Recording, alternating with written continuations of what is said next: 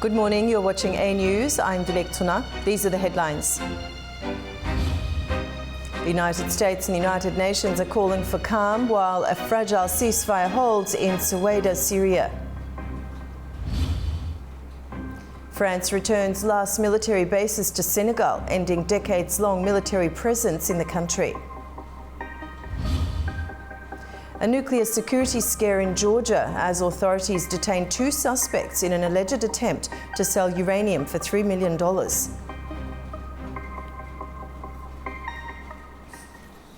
International pressure is mounting as Syria reels from a deadly violence and Israeli airstrikes. The United States and the United Nations are calling for calm while a fragile ceasefire holds in Ceuta. The United States has condemned the renewed violence in Syria, urging all parties to step back and pursue dialogue that could lead to a lasting ceasefire. US State Department spokesperson Tammy Bruce says that Washington is working with all sides in Syria. Over the last 48 hours, the United States has led diplomatic efforts to promote real de-escalation and peace. As Secretary of State Marco Rubio noted yesterday, we have engaged all the parties involved in the clashes in Syria. We have agreed on specific steps that will bring this troubling and horrifying situation to an end tonight. This will require all parties to deliver on the commitments they have made, and this is what we fully expect them to do. At the United Nations, Assistant Secretary General Khaled Kiari sharply criticized the Israeli strikes. In addition to violating Syria's sovereignty and territorial integrity, Israel's actions undermine efforts to build a new Syria at peace with itself and the region and further destabilize Syria at a sensitive time. In the Security Council, Syria's ambassador Qusay al-Dahak rejected Israel's justifications, accusing it of systematically seeking to destabilize Syria. However, Israel's envoy, Brett Jonathan Miller, defended the strikes as targeted action against jihadist militants, citing a moral and legal duty to protect Israeli lives. At least 594 people have been killed in recent sectarian violence in southern Syria, according to the UK-based Syrian Observatory for Human Rights. The call for calm comes after violent clashes in Ceuta province erupted on Sunday between Druze and Bedouin communities. Syrian government forces entered the Druze majority city on Monday, claiming to restore order, but fighting escalated. Israel has launched high-profile strikes deep into Damascus, citing the protection of Druze civilians and to halt government attacks on them. In his first televised statement after Israeli airstrikes on Thursday, Syria's interim president Ahmed al-Sharaa said that protecting Druze citizens and their rights is Syria's priority. A ceasefire was declared on Wednesday, and government troops began withdrawing on Thursday, bringing a fragile peace. Israel is increasing its defence spending by more than $12 billion over the next 2 years as the country deals with rising threats on multiple fronts. Israel's finance and defence ministries say the budget will rise by 42 billion shekels, about $12.5 billion, over 2025 and 2026. Officials say the extra funds will go toward urgent military procurement deals vital to national security. They added that the expanded defence budget ensures Israel is prepared to handle threats from the north, south and beyond.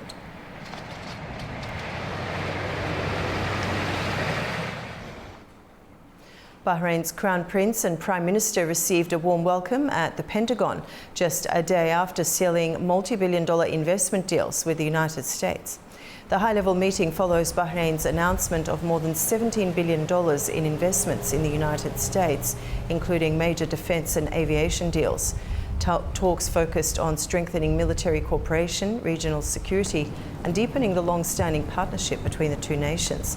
The visit sets the stage for Bahrain's king to travel to Washington later this year to finalise a series of strategic agreements. We are so proud of this strong. Switzerland will receive its US-made Patriot air defence systems later than expected. The Swiss Defence Ministry confirmed on Thursday that the US Department of Defence has postponed delivery of Patriot missile systems to Switzerland.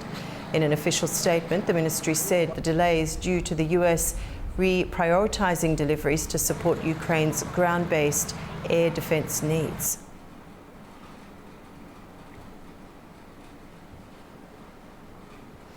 to the Russia-Ukraine war now. Previously, we spoke to Professor Oleksiy Haran of the Kyiv Mohyla Academy.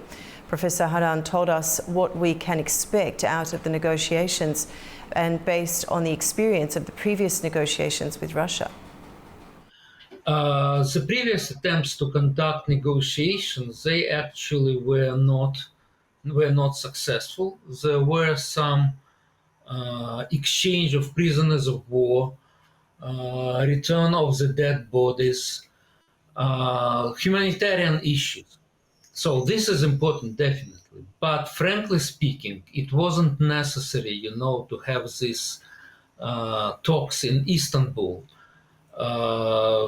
Such exchanges, they were conducted before, maybe not on such large scale, but nevertheless. The main problem with the negotiations, and I would call them so far so-called negotiations, is that Russia do not want actually to go to serious discussion of the ceasefire, because Russia is putting forward more and more demands on Ukraine. So for us, for Ukrainian experts, we think this was just a maneuvering of Putin in order to show, okay, I'm ready for negotiations. And at the same time, he increased bombardments of Ukraine to unseen level. So I would comment what Minister of Foreign Affairs said in such a way that we are demonstrating that we are ready to talk in different formats, even at the highest level. But we don't believe that Putin would agree to anything if he doesn't feel a pressure. The pressure, I mean, that we can defend ourselves, that we may strike Russian military objects, and real sanctions, not just words about sanctions. If there are no pressure on, real pressure on Putin, not just rhetorical one, I don't think that he will compromise. Great Britain and Germany have signed a wide-ranging friendship treaty, marking a significant step in resetting post-Brexit ties and strengthening cooperation across key sectors. As a demonstration of renewed partnership, Britain and Germany signed a comprehensive friendship treaty on Thursday, covering areas from defence and security to trade and economy. The deal comes nearly 10 years after Britain voted to leave the EU and is seen as part of broader efforts to rebuild strong European ties. And I see it very much as evidence of the closeness of our relationship as it stands today, the strength of our values, the strength of our joint approach, but also very much as a statement of intent, a statement of our ambition. Chancellor Merz welcomed the agreement's provisions that will strengthen ties among younger generations. Ich freue mich, dass wir eine Vereinbarung darüber treffen konnten, dass I'm delighted that we were able to reach an agreement that will make it easier for school children and students to come to Great Britain in the future and vice versa, to come to Germany more easily. This will give the younger generation, in particular, an opportunity to get to know both countries better. This will also provide a good basis for the further development of our relations in the coming years and decades. Many thanks again. I'm really grateful to be here. Fantastic. The treaty builds on a defence agreement signed last year and follows recent moves by France and the UK to boost nuclear cooperation, highlighting increasing alignment between Europe's leading powers amid global uncertainty. France has officially ended its military presence in Senegal, 65 years after it first set up bases in the former colony. An official handover ceremony was held at Camp Guier in Ouakam, Dakar, marking the return of France's final military base in the country. It was attended by Senegal's Chief of Staff, General Mbaye Cissé, and Major General Pascal Iyani from the French command in Africa. This handover follows months of phased withdrawals. France had already returned 4 other sites, including the Maréchal and Saint-Exupéry bases in March, Contré-Amiral-Prote in May, and Rufisque on 1st of July. The decision was finalised under a joint commission meeting on 16th of May as part of a 2012 military cooperation treaty between Paris and Dakar. The withdrawal follows mounting pressure from Senegal's new president, who demanded a full pullout of French troops by 2025. Faye, who swept to power in 2024 on promises of radical reform, has also called on France to issue a formal apology for colonial-era atrocities, including the 1944 Thiaroye massacre, where dozens of African World War II veterans were shot by French forces. Roughly 350 French troops have remained in Senegal, mostly working alongside the Senegalese army. They will now leave the country in a 3-month process that began in March. Senegal is just the latest in a string of African nations distancing themselves from France. Paris has announced plans to scale back its entire military presence on the continent. France says it will still offer military training or support, but only if requested by African governments. With just weeks to go until sweeping new US tariffs hit European exports, the White House says Brussels is pushing hard to strike a trade deal. But with no sign of a delay from President Donald Trump, producers from Italy to France are bracing for impact. With less than 2 weeks to go before the sweeping 30% tariffs hit European goods, the White House is making its position clear, and the EU wants a deal, and fast, before the 1st of August deadline. The US Press Secretary Caroline Leavitt says the pressure is on in Brussels. As for the European Union, they continue to be very eager in negotiating with our country for obvious reasons on ways to lower their tariff and their non-tariff barriers that we have long said harm our workers and our companies. So the President's trade team continue to be in talks with the European Union. But President Donald Trump is holding firm on the looming deadline. Would he accept or would he put forth a postponement of the August 1st? He's already said he will not. Trump's America trade posture is on full display. The tax hikes will target European goods from cheese to champagne, and US officials argue that the EU has long exploited unfair trade practices, and this is payback. Last year, the EU exported more than 530 billion euros to the US, and meanwhile imported more than 330 billion euros from the States. That's a trade surplus of nearly 200 billion euros for the bloc, according to the latest figures. For Trump, it's a signature move to pressure allies to drive a hard bargain and to show strength at home. But it's already creating ripples abroad. In Italy, that means uncertainty for cheese producers like Giuseppe. What Europe should do is always find a compromise, because confrontation, war, serves no one. Europe should do everything it can to mediate and negotiate with the United States. If tariffs do rise to 30%, he says he'll adapt, but not all producers are as prepared. In France's Champagne region, the concern is sharper. The American market is a market of champagne connoisseurs, between 27 and 30 million bottles per year. It's the leading export market for champagne. And independent winemakers like Stéphane Vignon, they fear a steep drop in orders. If there are 30% tariffs, inevitably it implies a decline. The repercussions will be terrible. Others, like Hugo Drapier, see opportunity amid the risk. Customers are willing to pay the price for champagne, even if it's a little more expensive. But with less than 2 weeks to go, Europe's most iconic exports are now caught in a race against the clock. In Spain, intense wildfires have scorched thousands of hectares near Madrid. Aircraft and emergency crews are battling the flames. Dozens of people have been evacuated from the area. Firefighting aircraft and ground crews are working around the clock to contain wildfires in the Toledo region, just southwest of Madrid. The blaze, which broke out Thursday afternoon near Mentrida and Valmollado, has forced the evacuation of dozens of people from nearby residential areas. Spain's Forest Fire Prevention Service, Infocam, reports that around 2,500 hectares of brush and agroforestry land have been burned. Strong winds are worsening the situation, spreading flames rapidly and sending heavy smoke toward the capital. Aerial footage shows helicopters and planes dropping water over the fire, while forest rangers on the ground try to gain control. I am sad because there were not much vegetation here, but in that area there was rock rose and holm oak. It was a scrubland and you watch it burn and you can do nothing. Meanwhile, tankers are refilling at the San Juan Reservoir to keep aerial efforts going.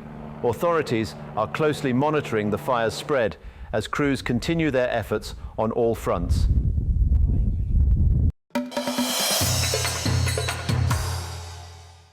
There's been a nuclear security scare in Georgia. Authorities have detained 2 suspects in an alleged attempt to sell uranium for $3 million. The material, according to officials, was radioactive enough to be used in a bomb, raising serious concerns about nuclear tracking in the region.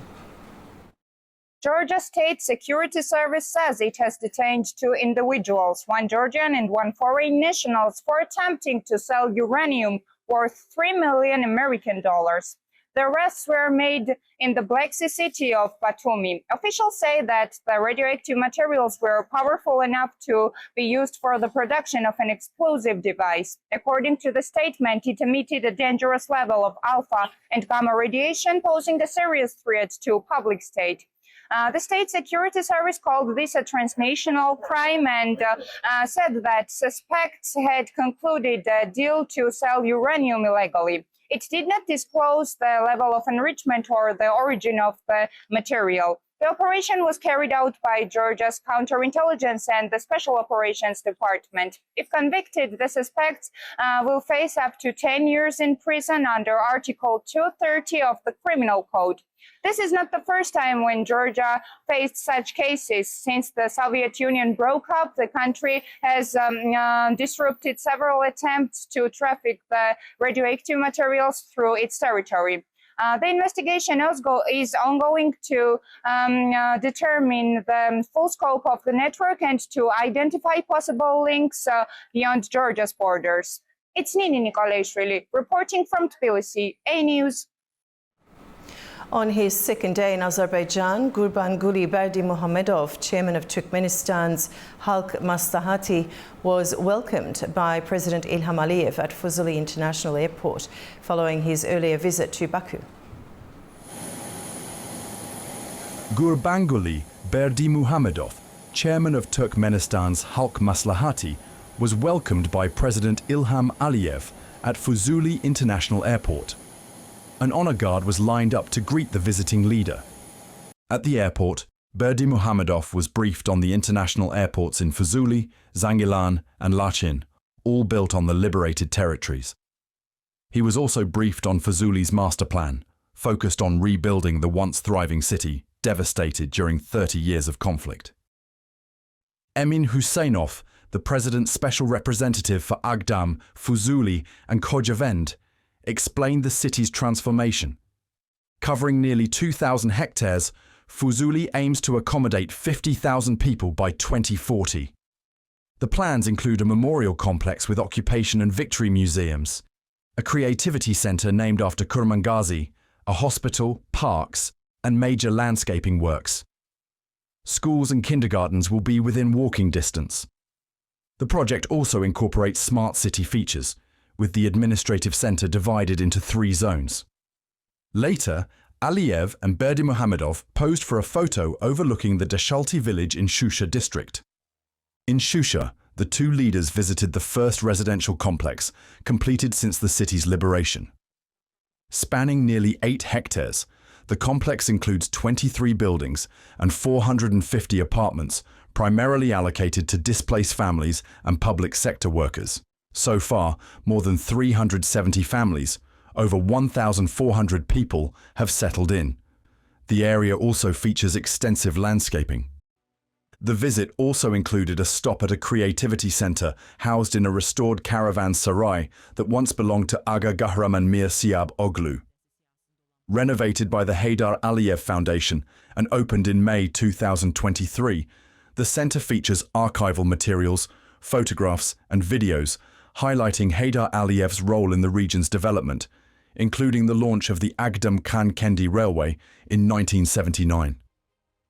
Additionally, the delegation was informed about statues of Natavan, a celebrated Azerbaijani poet, and Bulbul, a renowned opera singer, which were damaged and vandalized during the occupation. These statues have since been restored and returned to their original locations in Shusha. At the Bulbul House Museum, the childhood home of the celebrated musician, AnewZ and Berdimuhamedov toured the restored building and viewed a newly installed bust of Bulbul. The museum, heavily damaged during the conflict, reopened in 2021 as part of cultural restoration efforts. The visit concluded at the Jidir Duzu Plain in Shusha, where President AnewZ presented Berdimuhamedov with a Karabakh horse named Dostlug, meaning friendship, as a gesture of bilateral ties. Kazakhstan is witnessing a major shift in foreign business presence. Russian companies are rapidly scaling back operations, marking the largest decline in years. At the same time, Chinese firms are making notable gains in the local market. Our correspondent in Almaty has the details.